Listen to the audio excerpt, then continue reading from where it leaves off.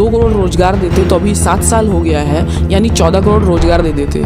उन्होंने रोजगार दिया या लिया? कि हम लोग के सुनने में ही गलती हो गई थी कि वो ये बोल के आए थे तुम हमको चुनो, तुम्हारा रोजगार छीन लेंगे। आरएसएस का इतिहास ही इतना घटिया है, वो हेट्रेड वाली भावना बहुत एक्चुअली इन लोगों को कुछ आता नहीं है। हिंदू मुस्लिम दंगा भड़काएंगे, दलितों को मुस्लिमों से लड़वाएंगे, कास्ट में अपर कास्ट लोअर कास्ट लड़वाएंगे। तो कंगना कह रहे हैं कि वो आंदोलन नकली, सर सभी नकली है, सिर्फ वही असली है और पीएम मोदी असली है, और ये दोनों ही अभी अभी आजादी दिलवाए हैं। चापलूसी पे मिला है पद्म भूषण। नमस्कार, मैं शंभू कुमार सिंह और आप देख रहे हैं नेशनल दस्तक। बहुजन समाज की बेटियां लगातार सड़कों पर आ रही है, राजनीतिक रूप से सामाजिक रूप से वो आंदोलन चला रही हैं। मेरे साथ प्रियंका पासवान है, उसी कड़ी में एक बड़ा नाम है इनका, और लगातार SC ST OBC माइनॉरिटी और तमाम ऐसे लोगों के हकूक़ के लिए लड़ती हैं सड़कों पर। पिछले 6 महीने से मैं देख रहा हूँ पेट्रोल की बढ़ी कीमतों के खिलाफ सबसे ज़्यादा प्रियंका ने सड़कों पर उतरकर पेट्रोल पंप पर जाकर प्रदर्शन किया है। कल तो इन लोगों ने बहुत हिम्मत दिखाई और PMO प्रधानमंत्री आवास के पास इन लोगों ने PMO का पुतला जला दिया। प्रियंका, ये सही बात है? PMO तक पहुँच गए आप लोग?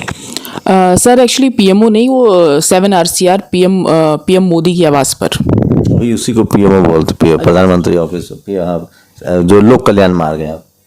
जी, हम लोगों तो 7 RCR रोड।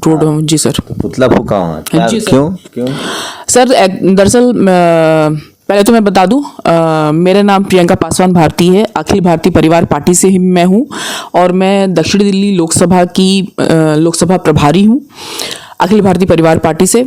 तो हम लोग का दरअसल सर मुद्दा ये है कि हम लोग जैसे कि रोजगार बोला था मोदी जी ने, उनका ये एजेंडा था आने का सत्ता में कि हम आएंगे तो 2 करोड़ रोजगार देंगे। अब इतना बड़ा वादा करके अब 2 करोड़ रोजगार देते तो अभी 7 साल हो गया है, यानी 14 करोड़ रोजगार दे देते। लेकिन अभी उन्होंने क्या किया? आखिर उन्होंने रोजगार दिया या लिया? अब तो लगता है कि हम लोग के सुनने में ही गलती हो गई थी कि वो ये बोल के आए थे तुम हमको चुनो, तुम्हारा रोजगार छीन लेंगे। तो हर जगह से हर जगह से पहले तो जो नौकरियों में थे उन लोगों को नौकरियों से ही निकाल रहे हैं, तो नौकरियां उन लोगों की छीनी जा रही हैं। अब जो सरकारी संस्थान है उन लोगों का निजीकरण कर दिया जा रहा है, तो वहां से भी नौकरियों से हट जा रहे हैं। तो इतने ज्यादा युवा बेरोजगार हो गए हैं कि मतलब बहुत ही ज़्यादा कष्ट की स्थिति में वो हैं। अभी मैंने न्यूज़पेपर में मैंने देखा था कि वो बोल रहा था, वो एक लड़की है तो उसने ठेले पे लगाया है मैंने MA चाय वाली।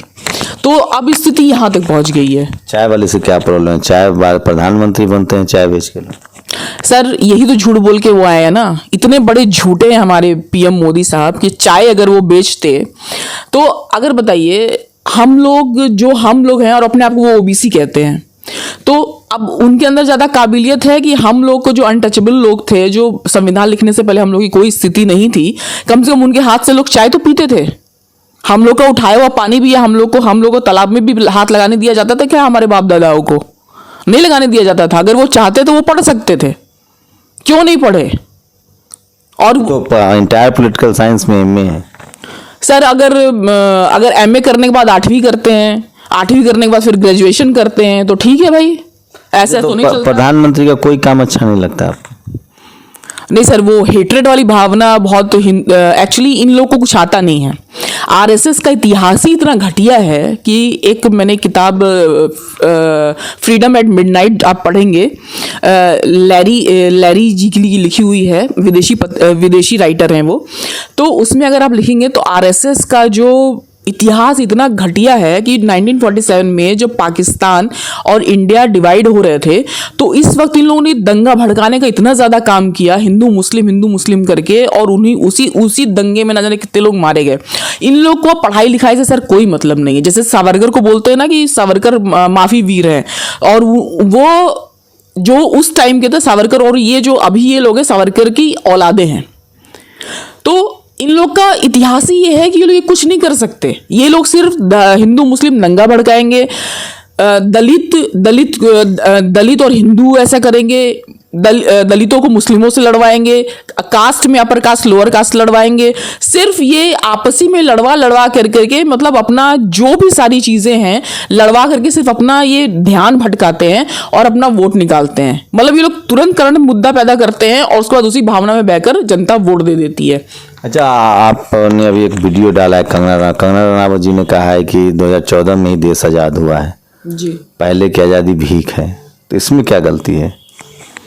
सर ये मतलब अगर वो भी बेचारी पढ़ी लिखी होती तो शायद ऐसा नहीं बोलती। इतनी बड़ी हीरोइन है सर, हीरोइन है तो सर उसकी अच्छा है, उसने बहुत स्ट्रगल किया। स्टार्टिंग में मैं भी जानती हूँ उसने स्ट्रगल किया, मैंने भी उसको बहुत ज्यादा पसंद किया है। लेकिन बाद में जो उसने ये चापलूसी और इस हद तक चाटना कि अपना जमीर गिरा लेना, तो ये तो क्या कहूँ कि ये तो समझ लीजिए जो मंगल पांडे ने वहाँ किया था, जो कि मातादीन भंगी ने बताया था कि इस कारतूस में जब मंगल पांडे ने छुआ हुआ पानी पीना मना कर दिया था मातादीन भंगी का, तब मातादीन भंगी जी ने बताया था कि ये देखो कि इस कारतूस में लगा हुआ है चर्बी गाय और भैंस का, सुअर का। तब तो जाकर के वहां वो हुए। अगर मातादीन भंगी नहीं होते तो वहां पे इतना बड़ा आंदोलन 1857 का होता नहीं। तो वही तो कंगना कह रही है कि वो आंदोलन नकली था। तो सर सभी नकली है, सिर्फ वही असली हैं और पीएम मोदी असली हैं, और ये दोनों ही अभी आजादी दिलवाए हैं और सारी तो पद्म भूषण मिला है, सोचिए देश का तो सर ये चापलूसी पे मिला है पद्म भूषण, ये चापलूसी पे मिला पद्म भूषण। इन्हीं सारी चीजों को ही हमारे स्वतंत्रता संग्राम के सेनानियों का ये बहुत बड़ा अपमान है। आप शेड्यूल कास्ट से हैं तो आप कट्टर हिंदू नहीं है। सरकार के जो समर्थक है वो कह रहे हैं कि जो सरकार के विरोधी है वो देश विरोधी है। सर अगर अपना देशभक्ति दिखाना देश विरोधी है तो हाँ, मैं देश विरोधी हूं। ये मैं अगर अपने देश के लिए सोच रही हूँ कि हाँ हम लोग देखिए इतने ज़्यादा युवा बेरोजगार हो गए हैं, हम लोग रोजगार की बात कर रहे हैं, महंगाई के मुद्दे पर ये सरकार आई थी। तो अब बताइए, पहले पेट्रोल 71 रुपीज़ इन लोगों को बहुत ज़्यादा लग रहा था, अब 107-9 रुपया चला गया, अब ज़्यादा महंगा नहीं लग रहा। रसोई गैस 300 कुछ रुपया था, अब 1000 रुपया चल गया, कोई महंगा नहीं लग रहा है। सरसों तेल का दाम देखिए कहाँ, मतलब अगर सब्जी में कैसे किस हिसाब से कोई अपने घर का चूल्हा कैसे जलाएगा। तो इन सब मामलों पे तो आए। अगर अब कोई भी इलेक्शन होता है, अगर ये बोल दे ठीक है मैं नोटबंदी जो मैंने की वो मेरी बहुत बड़ी कामयाबी थी, इस पे जरा वोट लेके दिखा दे, या भ्रष्टाचार मैंने मुक्त कर दिया इस पे वोट लेके दिखा दे, या बोल दे कि मैंने काला धन ला दिया इस पे वोट लेके दिखा दे, ये सब मुद्दा कभी उठाते हैं? मंदिर तो बना दिया ना सर, मंदिर बना दिया। मंदिर अगर उसकी जगह पे वो हॉस्पिटल बनाते तो शायद उन लोग को और भी ज्यादा फायदा होता। और जो कोरोना काल में जो यहाँ से लोग गए, मतलब पलायन किया, तो बिहार में अगर उस वक्त रोड उन लोगों के लिए बसें या कोई चीज का लगा देते, उनको आने जाने का साधन लगा देते, तो वहाँ बड़ा बड़ा टेलीविजन लगा करके अपना जो प्रचार प्रसार किया वो नहीं करना पड़ता, वैसे ही लोग वोट दे देते। तो आप एक पार्टी से जुड़ी हैं इसलिए आप मोदी जी के खिलाफ हैं। कोई चीज ऐसा नहीं जो मोदी जी को आप लोग को पसंद है? सर पार्टी से जुड़ी हूं इसलिए मोदी जी के खिलाफ नहीं हूं। मैं यही हम लोग का है कि हम लोग संविधान को मानते हैं। तो संविधान को ये लोग इतना ज्यादा तोड़ मरोड़ दिया है इन लोगों ने कि अगर मैंने कुछ बोल दिया अपने देश के बारे में, अपने लोगों के लिए अच्छे के लिए कुछ बोल दिया, तो मैं देश विरोधी हूं। और ये सब जो भी तो केस दर्ज हो जा रहा है पत्रकारों पर भी, डर नहीं लगता आपको? सर डर किस बात का सर?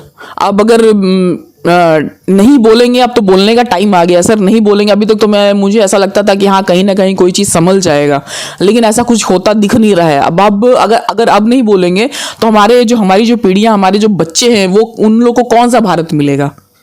गुलामों का भारत मिलेगा। ये बड़ा सवाल है। देखिए, कंगना रनावत कह रही है कि 2014 में आज़ाद हुआ है भारत, लेकिन तमाम SC ST OBC माइनॉरिटी के जो लोग हैं वो संविधान को कितना सम्मान देते हैं, वो जेल जाने का खतरा उठाने के लिए भी तैयार हैं। वो जानते हैं कि सत्ता में ऐसे लोग हैं जो जेल भेज रहे हैं लोगों को।